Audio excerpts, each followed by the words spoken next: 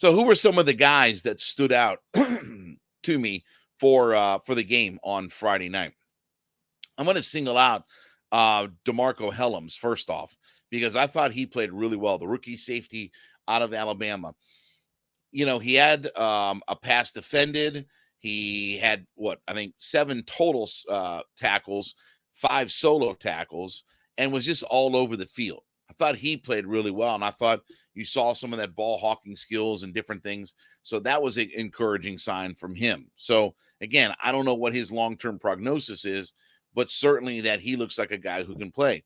I was encouraged by what Arnold Ebiketie did. Again, we need Ebiketie to have this big step up breakout year, right? I need 8 or 10 sacks out of Ebiketie if my defense is going to get where it needs to be. And there were a lot of good signs that we saw out of Ebiketie. And frankly, he played a lot of snaps. He played a high percentage of the snaps in that game, whether it was by necessity or whether for whatever reason they wanted to get a good evaluation of him. Whatever the reasoning was, it was a situation where he played a lot in that game.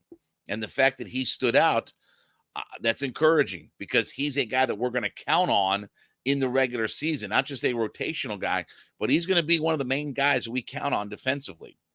Now, I'll say, and we'll see how this all goes, but I thought by and large, Jalen Mayfield played pretty well. Now, I know he got lost on the one play where, again, he whiffed on a couple of guys in the pass protection. But when you ask Jalen Mayfield to go north and south and run block, he can use his strength and size and everything and move people around. Again, when you get him into pass protection and teams start to, do crazy things on him, stunt him with him, whatever, again, that's where he gets kind of lost. But I thought by and large, he played pretty well. I thought he did some good things. Now, again, we'll see long term if he's a viable option as a swing tackle, because that's what really he's going to be, is just potentially a swing tackle for this team. But at least he did some things well. At least if you just narrow his focus down and you let him just kind of go north and south on this thing, that again, maybe he can at least play. Let me put it like this. I wanted to see is whether or not he could be an NFL player. At least he looked like an NFL player. Did he make all the plays? No, of course not. Again, that can't ask for the world, on this, but he certainly looked like at least a guy that could belong on the football field. Nate Landman was another guy with the cutting of Michael Walker. Again, Landman is a guy that could see some action at the inside linebacker spot. Again, he played in 7 games last year, and he's part of a rotation.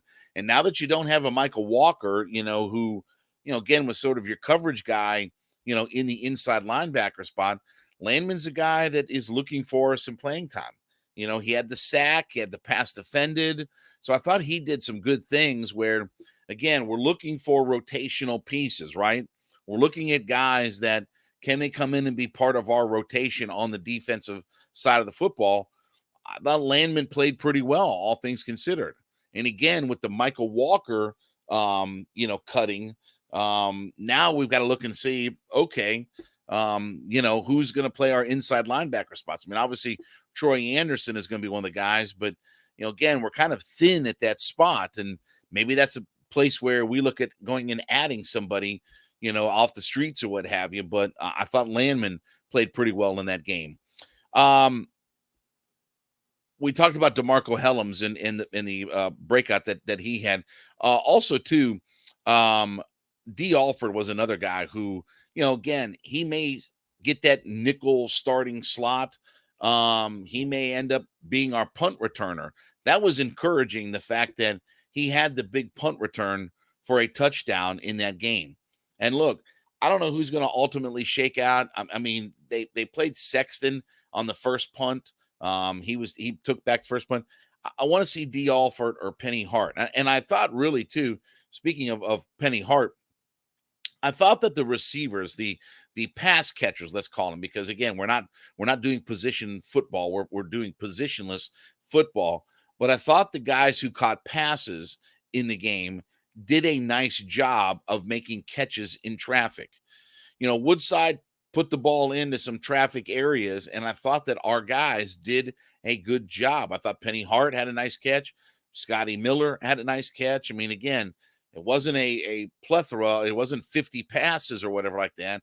But I thought that our pass catchers did a nice job of catching the football in traffic. And again, when we start getting down close and getting the red zone and down when the field gets squeezed and all that, that's going to be a key. Can we get some guys that make plays in the end zone? I thought that our pass catchers did a nice job on that.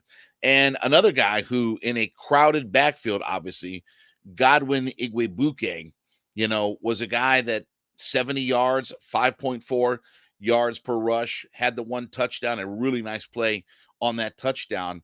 He's a guy that, look, it's a crowded backfield. We've got Patterson, we've got Bijan, we've got Tyler Algier, but you're one injury away, and we saw this last year. You're an injury away from guys like Igwebuike having to play. You're an injury away from those guys. So whether he makes the roster, I don't know that he makes the roster because, again, we've got 3 running backs, but maybe he's a practice squad guy, and he's taking advantage and making the most of his opportunity. Maybe he stays on the practice squad, but again, we've seen these guys, and this is one of the things specifically that Arthur Smith talked about is it's a long season. And when you have a season like this, you're going to have injuries, and you're going to have guys that just wear down and break down. You've got to be able to have some depth. You've got to be able to substitute guys in and out. And you have to have guys that look like they're competent and can play on an NFL football field. Now, for the first time in these 3 years, it feels like we have some of those guys. It feels like that we have some guys that, okay, we can trust to be on the football field and not completely kill us. I go back to a Cornell Armstrong. He was thrown in a dreadful situation last year where, again, he was just plopped in to have to cover Jamar Chase when Terrell went out. And again, you can't recover from that, right? But as the season went on, he played better and better. And so, again, these guys get thrown into these situations where you're an injury away from all of a sudden the complete dynamic of your team changes up. And I think that we showed some depth on this squad that if you feel like you have to play some of these guys, it doesn't completely fall off a cliff. And that really, by and large, is all that I'm looking for.